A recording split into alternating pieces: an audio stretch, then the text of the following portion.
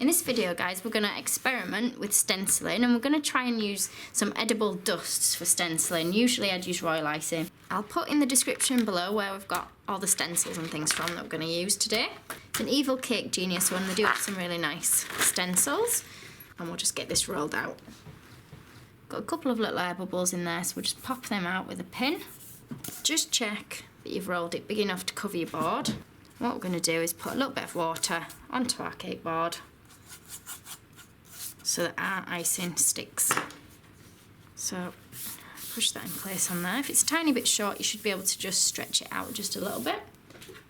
I'm going to use a smoother on the top to smooth it down. And I'm just going to gently rub around the edge. If you prefer, you can use the smoother for rubbing around that edge. And I'm just going to trim that extra off the edge now with a knife, running it around the edge. Don't go up and down. Wipe off any icing that gets stuck on your knife on the excess icing.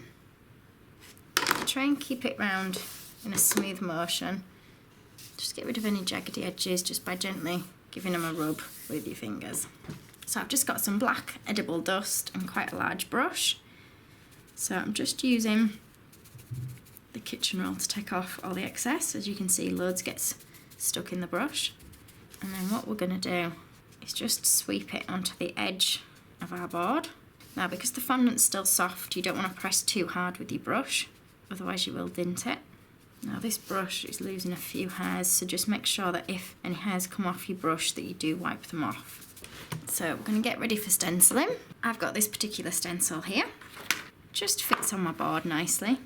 So instead of using royal icing like I usually would for stenciling, we're just going to go over with our black and our brush. Just make sure the stencil is nice and tightly in place because you don't want it to move about when we're doing this.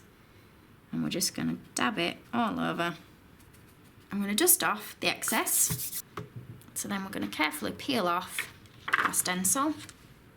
So you can see in some places it's come out quite nice, and in other places I've managed to let the dust get under the stencil, so I know for next time. But it was just an experiment. It's always worth having a play around with things. And what I'll do is I'll use it under a cake and we can see what it looks like. Thanks for watching. If you liked this video and would like to see more, please click on the images of the other videos suggested. Also, please do subscribe to my channel using the button at the bottom right hand corner of the screen. You can also visit my cake website and my Facebook page to see more cakes and ideas.